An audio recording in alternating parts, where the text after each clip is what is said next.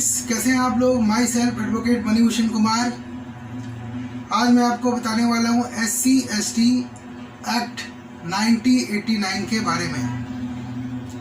बहुत चर्चा में रहा है और कई बार इसमें संशोधन भी हुआ है। 2015 में भी एक संशोधन हुआ था। तो SC/ST जो एक्ट बना था, इसके पीछे मूल भावना यही थी कि आपको किसी भी छोटी जाति, जनजाति को अपमानित नहीं करना है। जाति सूचक शब्द बोलकर उसको गाली नहीं देना है। तो जाति प्रथा को रोकने के लिए, आप ऊंचे हैं वो नीचा है, इसको रोकने के लिए, इस कुरीति को रोकने के लिए ये एक्ट को लाया गया। क्योंकि पुराने जमाने में ये बहुत होता था, अब बहुत ही ज़्यादा कम हो गया है, बहुत कम हो गया है। तो SC/ST एक्ट जो है 1989 में बना था। इसमें ये कहा गया था कि अगर आप किसी जनजातीय समुदाय को, आदिवासी समुदाय को, SC/ST के लोगों को आप जाति सूचक शब्द बोलकर पब्लिक प्लेस में गाली गलौज अगर करते हैं, उनको अपमानित करते हैं, तो ये एक्ट आप पर लगेगा। ठीक है। अब क्या करना है, पब्लिक प्लेस में अगर आप गाली दीजिएगा, उनको जाति सूचक शब्द बोलकर अपमानित कीजिएगा, तो ये एक्ट लगेगा। लेकिन उनके पास एविडेंस भी होना चाहिए, उनके पास गवाह होना चाहिए जो कोर्ट में आकर के गवाही दे, जो पुलिस के सामने गवाही दे, तभी ये एक्ट लगेगा। अकेले अकेले अपने मन से केस कर देंगे तो उनको कुछ फायदा होने वाला नहीं है। मान लीजिए एक आदमी और SC/ST का है और दूसरा आदमी सवर्ण है, दोनों को बिजनेस चला रहा है, बिजनेस में लफड़ा हो गया, अब दोनों में मतभेद पैदा हो गया, दुश्मनी हो गया। अब SC/ST के लोग जो हैं वो केस कर देते थे SC/ST एक्ट में, उनको डिस्टर्ब करने के लिए। तो इस कंडीशन में क्या होगा, उनको साबित करना पड़ेगा कि आपको जो जाति सूचक शब्द बोलकर अपमानित किया गया या गाली गलौज किया गया, वो पब्लिक प्लेस में किया गया।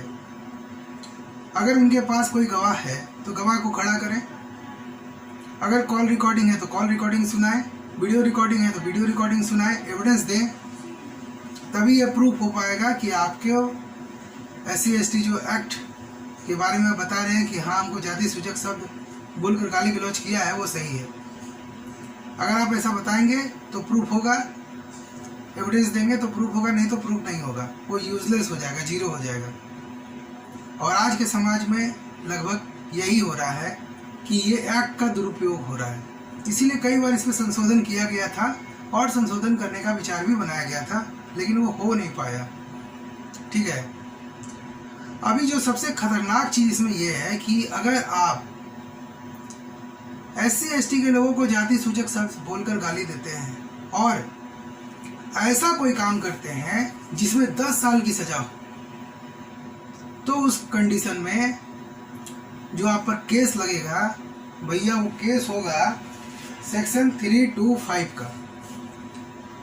मतलब कि SC/ST लोगों को अगर आप रॉड से मारते हैं, डंडे से मारते हैं, जिनके उनका माथा फूट जाता है, हड्डी टूट जाता है, या उनके घर में घुसकर लूट का अंजाम देते हैं, उनका ज़मीन को ज़बरदस्ती कब्जा कर लेते हैं, उनको गोली मार देते हैं, या उनको एक हाथ से निपंग बना देते हैं, तो अगर इस तरह का हरकत आप करते हैं जिसमें 10 साल की सजा है, तब उस केस में जो SC/ST का जो केस होगा उसमें सेक्शन 325 लगेगा, जिसमें बेल जल्दी नहीं होता है। और इसका जो पनिशमेंट है वो बहुत खतरनाक है, आजीवन कारावास है। आजीवन कारावास है नंबर 1। नंबर 2, इसमें बेल जल्दी नहीं होता है, लोअर कोर्ट बेल नहीं देता है, जनरली ये देखा गया है।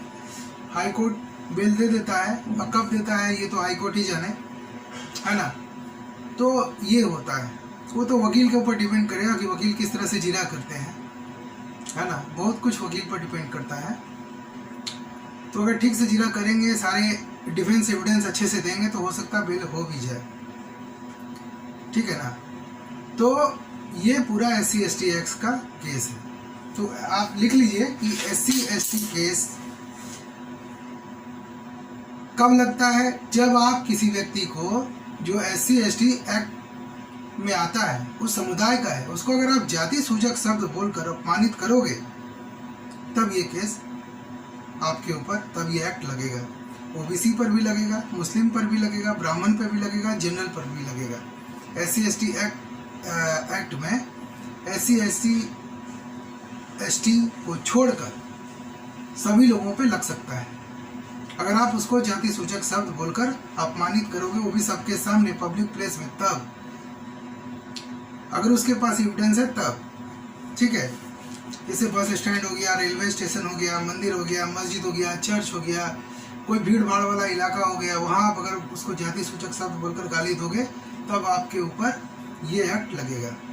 अगर ऐसा काम उसके साथ करोगे, जैसे रेप कर दोगे उसका, या उसके घर में जाके लूटपाट करोगे, उनकी संपत्ति को, उनके शरीर को हानि पहुंचाओगे, जिसमें 10 साल की सजा है, तो उस कंडीशन में SC/ST एक्ट में सेक्शन 325 लगेगा, जिसमें बेल मिलना बहुत मुश्किल है।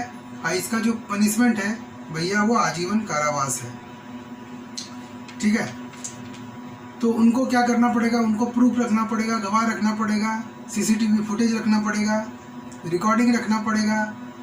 ये सारा चीज़ उनको केस करने से पहले इकट्ठा कर लेना चाहिए। उसके बाद इसमें जो जुर्माना है वो लगभग 4 लाख का है। तो जैसे ही FIR दर्ज होता है, 25% यानी कि 1 लाख रुपये आपको मिल जाएगा। SC/ST के लोगों को 1 लाख मिल जाएगा। उसके बाद जैसे ही चार्जशीट सबमिट होता है, तो 2 लाख रुपया मिल जाएगा। और अगर इसमें दोषी पाया गया वो आदमी जिसने SC/ST एक्ट के लोगों को, इससे संबंधित लोगों को अगर इसमें दोषी पाया गया,